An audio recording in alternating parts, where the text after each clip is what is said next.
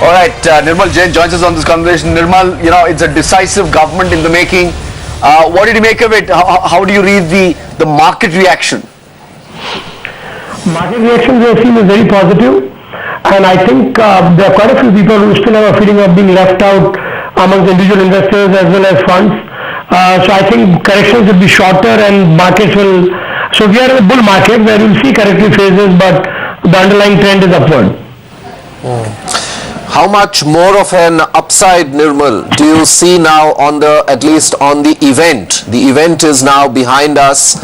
Do you see further upside, or do you think now the market would want to settle down and wait for the next events as they unfold and the next announcements and policy announcements that unfold? So market will consolidate at these levels, but still there is some more upside, primarily because not everybody was convinced that there will be decisive mandate. So there are some people who are sitting on the fence, they are waiting for the event and the news to come out. Today market is up 1,000 points, so maybe over the weekend there are many potential investors who will take stock. But I think from here on, more than indices, we'll see the rally spreading to mid cap and small cap and getting a broader market as a part of it. In fact, most of foreign investors who have been investing in recent in the last few days, they are looking forward to a bull market for 5 to 10 years.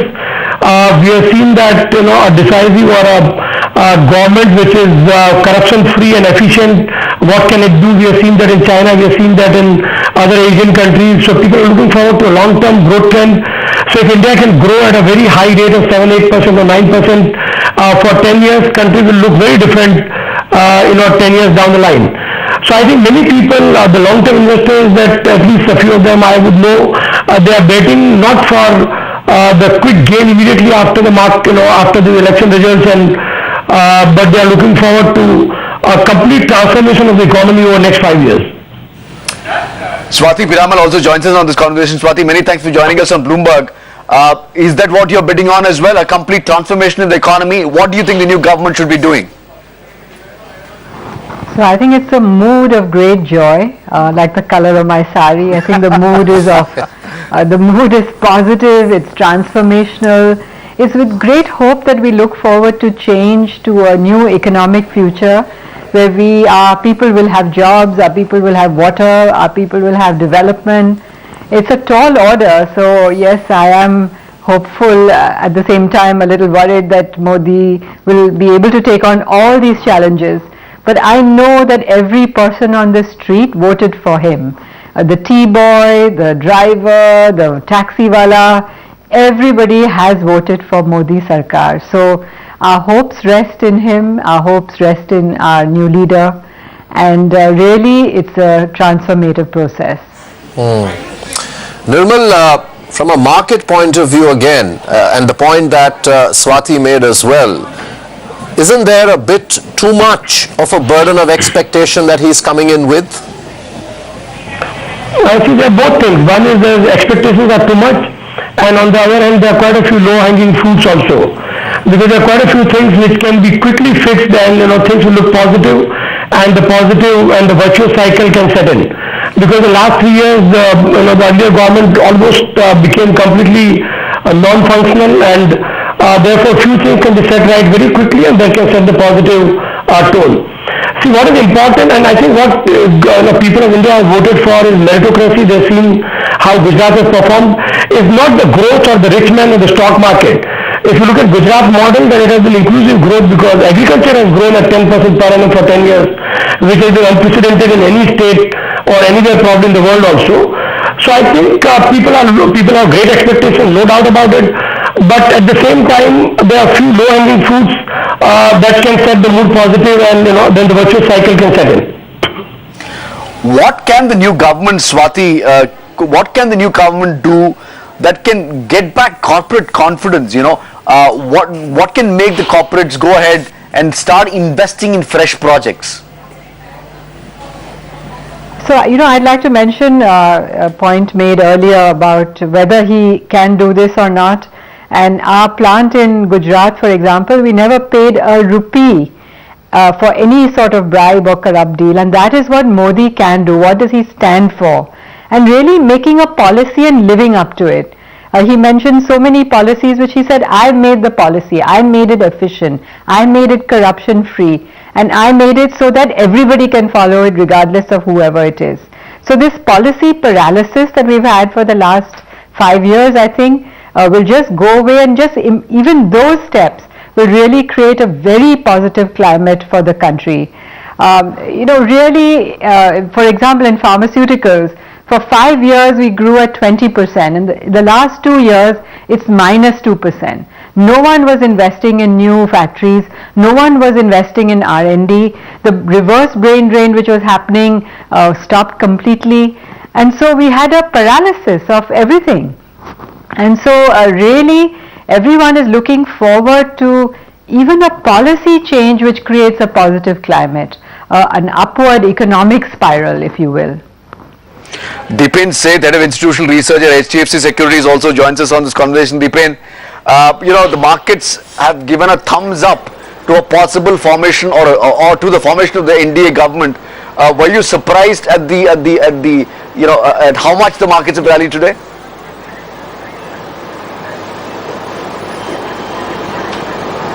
Not at all.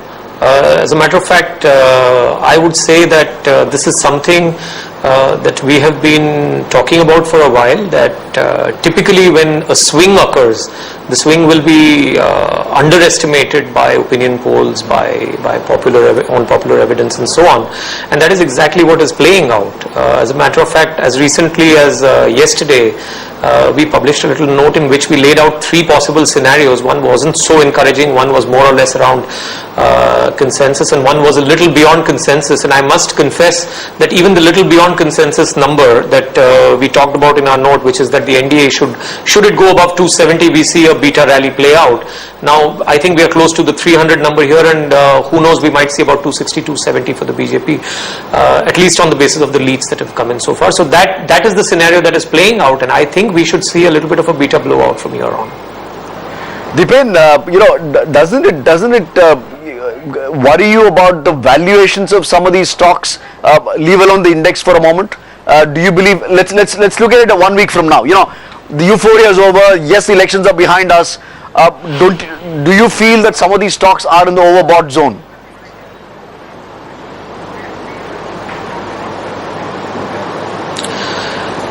It's unfair to make a 1 week prediction or look at 1 week out numbers and then say whether stocks could correct from there.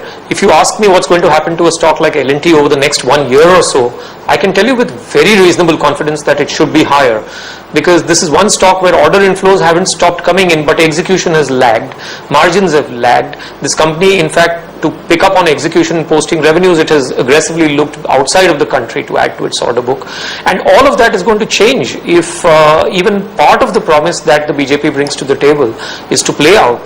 So if you tell me that L&T has rallied from 1,000, 1,100 or to 13, 1,400 or wherever it is today, is the story over? I'm saying it's still going at about 14, 15x or thereabouts. And what if 2-year out earnings were to substantially change because of the changed environment? So I think a lot of the increased multiples that you are seeing right now in view of the run-up do not account for potential upgrades in earnings. And I would completely agree that F15 earnings may not be what might drive the re-rating, but F16 earnings to my mind are seriously due for upside risk for many cases. Nirmal, same question to you. Are you looking at perhaps newer fresher capital flows coming into the market? Do you think from a valuation standpoint this rally would stand justified? I think market is at around 15 times 1 year forward, which is in line with historic averages. But within the market, of course, there are some of the stocks that are very richly valued, and at the same time, there are quite a few stocks which are still attractive if you go by pure valuations of price to book or P multiple. I think once the dust settles, people will look forward to corporate earnings growth next year. Maybe this year will be too much to expect the earnings to turn around in a big way.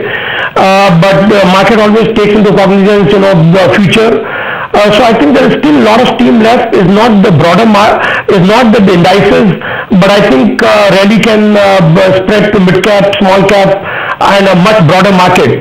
And I think it will become stock pickers market after, as you're saying, valuations will become a concern.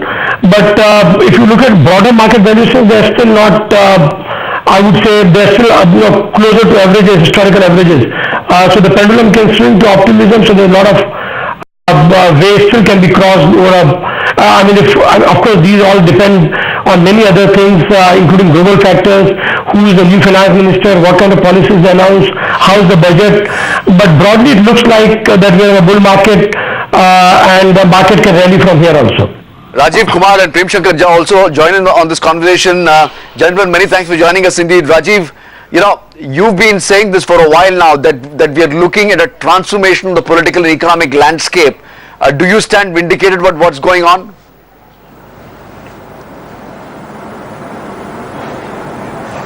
Well, of course, and I'm terribly thrilled about it. And you know, the people have voted for change, and people have voted and decisively for a change from, if you like, doles to employment, from entitlements to empowerment, from just distribution to growth, and a story, and go back to India's strengths, and where we can go back to go back to growth rates of 8, 9 or 10%, because that is what the country needs, and that is what the new government will have to deliver. A huge mountain of expectations of the new government. No more excuses are there for them to not to be able to deliver, including the fact that they may not have a majority in the Rajya Sabha. And I hope, very much hope, and really, it is the country's sake that I hope that this government will deliver. I am sure it will, because I think they've got some clarity in their minds. And so I would like to see India going back to 8 and 10% rate of growth sustained for a period of 2 decades, because that is what our young people need, who are filling the job market, and without which we are in big trouble. So I feel very happy being vindicated. Prem Shankar Jha, put this NDA victory in perspective. This has to be a decisive moment in Indian politics, where you've seen such a huge landslide victory almost for the NDA. Secondly, the point that Rajiv is making on the burden of expectation on the new Prime Minister. It is an absolute turning point. It's a sort of a kind of a watershed point in Indian politics. We first had, up till 1989, single party dominance by the Congress. It was dominant party democracy. After that, we've had 25 years of coalition governments. The coalitions were formed around 2 poles. Most political analysts abroad said that this is going to weaken the center, and India will have difficulty in carrying policies through and may even start disintegrating. In fact, they proved the exact opposite. The 25 years of coalition government, at least 20 out of the 25 years, were actually better than the last 20 years of Congress dominance. Today, what's happened is one pole of this coalition structure that we had built in the last 25 years has collapsed completely. The Congress has written itself out of the game. And in the process, at the same time, people have, their expectations have changed. They don't vote anymore, at least significant proportions now, don't vote on the basis of caste, creed, religion, etc. They vote on the basis of expectations of the government, of performance and better economic lives. That entire lot have gone to the BJP because they had the only policy for reform, for reviving the economy. That policy is what they have to implement, and I don't believe it's difficult. I think the most important single thing to be done today is to bring down these colossally high interest rates, and start investment, start consumer spending, consumer durable spending, revive the construction sector, and then you will see that the rest will follow. Yep. Indian money will go into the stock market, share prices will rise, cost of borrowing will go down, IPOs will start coming again, and so on. Gentlemen, just hold this thought for a moment. I'm just going to shift focus right now to the scorecard. It's 314 for the NDA as we speak. 532 seats have been declared so far out of 543. The NDA is leading in 314. The UPA in 76, the AAP in 4, and the others in 13. I've got Anu, Saloni and Priyank to give us different perspectives on what's happening right now on the scorecard, and to tell you what's happening with the markets as well. Anu, you go first. Put the national picture first and take us through some of the key winners. That interesting point that you just made about what the NDA is looking at.